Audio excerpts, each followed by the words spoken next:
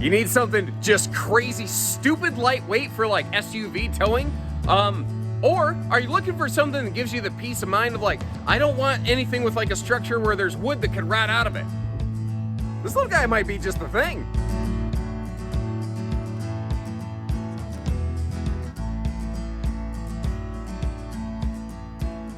Hey everybody, Josh the RV Nerd with Bish's RV, taking a look at a little 14FD Rove Lite by Travel Lite. Travel Lite's a brand that was around for a couple years. They went through a restructuring period, and they've come back out here with something pretty fun. They showed up, I think, in the 2021 model year with these little Rove lights, and they went about it a little bit different from most brands. They have a little bit of a specialty kind of process here. So first of all, this is riding on an aluminum like chassis effectively, and the tongue weight on this thing is crazy light. One quick caveat, because it is that aluminum tongue, you do not want to use traditional like steel weight distributing anti-sway systems, because steel and aluminum, when they touch together, they will basically, there's an electrolysis process that happens and they will rot each other out. But this thing is small enough and light enough on the tongue, I don't think you're going to need any kind of specialty hitching for it. Basically, it's a woodless structure. You've got laminated walls, it's azdel inside and out. It's a fiberglass front to back one-piece sweep. So there's only 3 exterior surfaces on this thing, you know, left, right, and top effectively. But the floor, it's a basically like a type of effectively plastic, like a honeycomb style floor that is crazy lightweight, but very, very strong. And again, because it's not a wood product, you don't have to worry about things like rotting out on you. Now, these are not big. They have a small interior height, but the point of these is something that could be long-lasting and lightweight. And sometimes, you know, there's 2 ways to make a product lighter. You can either use more kind of space-age better materials and processes, or you could take structure out of it. And both examples of both of those things are present in the RV industry. This is a little bit more of the former instead of the latter. We're gonna do something a little different today. We are gonna simulate like a low to no power mode, maybe some light boondocking or something like that. 1, because it's a different kind of camper. 2, I feel like doing something different. But 3, and most importantly, my battery box died. Now, we certainly have the facilities here that could get stuff pulled up and hooked up. But, you know, I've got a lot of stuff to do today, and I just didn't really have the time to kind of hang out for somebody to shift something. So we're doing it live. At the same time, though, the light colors in this, I don't know. I think it looks plenty bright in here. Now, you've got a side-mounted air unit, which keeps the overall interior or exterior height on this nice and low. This might be something you could garage park, but you've also got that 12-volt big vent fan up top to really whip some good air around in this thing here. It's they really touch on some notes from their truck campers with things like the solid surface countertops here, which kind of is a bit of a surprise. We are carpetless, we are ventless, and they use the same totally free-floating, almost diner pedestal style removable dining table up front here that you know, you would find in their truck campers. Now, one of the more interesting things on this is in this floor plan, that is your bed. So the question is, what size person can actually fit on there? So doing my best Burt Reynolds pose here for you. Just kind of give you an idea of the size that we have with this thing. I'm basically head against the wall, toes against the wall, but I'm about 6'2" without the shoes. Could I make it a weekend in here? Sure. If there was someone who was willing to get real close with me, we could double up on here. The other thing to remember is you have this one really long bench. If you don't want to fully fold all this down, you can just use that as a sleeper. I'll show you that in a minute. By the way, if these little Burt Reynolds demos are useful for you, them extra measurements, please let me know, because I work alone. So like setting up the camera, going and grabbing all this stuff, doing all this takes a lot of extra time, and time's a resource I only have so much of. I can only make so many videos. I need to know how to spend my time effectively, and I will, as always, let my audience guide me. So you tell me, how should I keep doing it? Should I not? I don't know. Now, in a little camper like this, finding ways to make the space feel larger, I think, is really critical when you're stuck inside on the rainy day. And it's crazy how if all you do is just get the table out of the way and turn it into a big front lounge, suddenly it really opens up in here. Now remember, I said you don't have to fold the dinette down into a bed every night.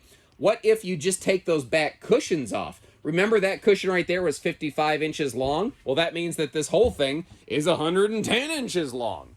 So if you're just one person, you know, you could throw a pillow up here at the end of the night, take those cushions and just maybe set them on the floor, get them out of the way, and suddenly you just have a nice long sleeper. And there's full storage under that thing. We'll look at that a little bit when we go outside.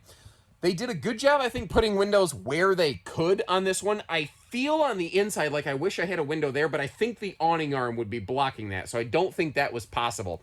Look under here, though. Perfect little spot for some phone charging USB plugs. Couple lights when you need them. You know, some pretty decent stuff there.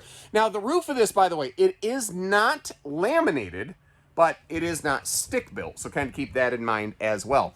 This RV, by the way, does have only about a 6'1" interior height. And the reason that I know that, because it's just a bit shorter than me. And kind of like space, storage is a big deal in a small camper. You see, by the way, you do have TV hookups over there. So that could be not like a televator, but either a rear window or you could put a TV there if you wanted. Battery disconnect down below that storage cabinetry there. No drawers in this floor plan. I get that storage can be hard, but man, one drawer, you know, that's how I feel. Anytime I see an RV doesn't give me any drawers, give me one drawer. That, by the way, is a 12-volt DC compressor fridge. I do respect, though. Ooh, I didn't catch those the first time. Some extra USB plugs over there. I do respect what I was going to say is the nice chunk of counter space that we have above that refrigerator. What I am noticing, though, is in the main kitchen proper space, I don't see any household outlets, like, anywhere. So I do feel that is one kind of oversight. What you might consider doing, though, you do have a set of outlets up here. I would probably run like a little power strip or something off the side and try to put a little bit of conduit bracketing or something along that power line to kind of gussy it up a little bit. I just feel like that's, I don't know, that's something I would personally like. Just one drawer and give me one set of outlets down by the countertop. Does that seem reasonable? Now, the bathroom door wants to close on me because the camper's not level. So I took the dining leg, which has the Jacques Cousteau giant squid-looking dangle feet down there. That's a technical term, mind you, dangle feet. I love that. I like that word. So that we can hold the door open to take a look at the 3 S's. You can sit, shower, and shave. Notice how I carefully enunciated that. Don't get me fired. But it's, you know, it's a tiny little wet bath. I could see somebody actually not using it as a bathroom. There's actually a lot of people I talk to who say, you know, I want a camper with the smallest bathroom or no bathroom if possible. There's still some people who just are happy using the park bathhouses. They don't need, you know, a big giant walk-in shower and stuff. If that works for you, this might work. If that doesn't, I don't know if this is the right camper for you, but I know we sure got others. Now, I will never say something like this is like a zero maintenance roof or exterior, because it's most definitely an exterior and a roof that requires maintenance. You still have seal points, but you don't have a rubberized roof, so there's a lot less maintenance that potentially goes along with that. That's kind of one of the benefits of a full fiberglass exterior. It's just easier to clean, it's easier to maintain, but you still have those seal points around things you want to make sure that you take care of. But look at the gloss on that glass. I mean, that's got just a literal reflection. You could sit in that and maybe have a little transcendent experience. Don't delete me, I'll see myself out. I think that should be my new catchphrase. Now, we're actually looking at one of the options on here. It has standard rear stabilizer jacks. The front stabilizers are, interestingly, a optional piece of equipment on these. So if you are shopping around, I would make sure that you check on something like that, because stabilizing a small camper for campsite use can be a little bit tricky. Now, it's a small awning, but it's a small camper. They did the best that they really could here. I appreciate how they did whatever they could to give us some door side windows. Optional aluminum wheels on this one as well. That is another non-standard piece of equipment. Here's the thing. You see how the wheels are sticking the outside of the body of the RV? That's going to give it some excellent towing stability. Think of it like if you were standing straight up and down with your feet directly next to one another, it'd be easy to push you over. But if you, you know, spread your feet out past your body, suddenly it's really hard to knock you down. Kind of one of those things. Now, I like how they gave us storage under that big dinette and bench thing on this, but one little miss, this is just, I mean, it needs a holdback or a magnet catch or something, because to me, it's an easy fix, but it's a stupid oversight, you know. Taking a look at things down here. Now, it kind of throws people off sometimes. They said, oh, it's a woodless structure. You look in there, and what do you see? You see wood. It's a woodless structure, skeleton, shell. Furniture, partitions, things like that, yes, that is still wood paneling. But the thing is, this is what I'm going to kind of call a good bones camper. Let's say, God forbid, you do have some kind of leak. Could it damage some of that cabinetry? Sure, that could be rebuilt, that could be replaced. The structure, the shell of the RV, I'm not telling you it's going to be impervious to long-term water damage and exposure, but you're gonna have to seriously neglect this thing the way that I neglected a cactus when my wife and I first moved into our house. And what I mean by that, folks, I am so good at neglecting cacti, I managed to kill one by drought. Do you know how long you have to dry out a cactus to kill it from drought? Well, I don't know either, because it was about 2 years later when we both realized neither of us ever watered the cactus.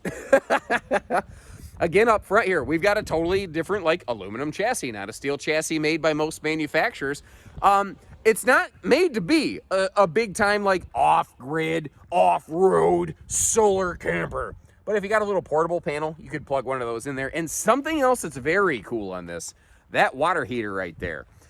It's a tankless on-demand water heater. So one, it's helping keep the weight down on the RV. But two, if you do want to take a couple back-to-back showers, or you're running that outside hot shower while you're running the inside hot shower or sink or what have you, that on-demand water heater should be able to keep up pretty nicely. That's something Travel Lite knows very well from all the truck campers that they also make. Now, let me know what you think about these. I only have so much time. I only have so many videos that I can put out on this channel. So I'm trying to find what things do people want to know about, and I'm really trying to go by request. But when I see something new and something different, maybe you're not aware of it. I want to make sure I take a chance or two to kind of point those out. I might have one or two more of these come out. Again, we have some Travel Lite truck campers that are very popular at things like our Salt Lake City store. We have those available at several of our locations. So, you know, whether you are looking for a truck camper or something, like I said, little SUV tower like this. That's a true SUV tower right there. And it seems like as RVs just keep getting bigger and heavier and fatter every year, the list of true SUV towable floor plans just continues to shrink. Kind of like my follicles on top of my head. So when you're ready, we're ready. Until next time, folks, let me know what I can do better, different for you, or just keep on keeping on. And I'll do my best. So take care, stay safe, have fun, and happy camping, everyone.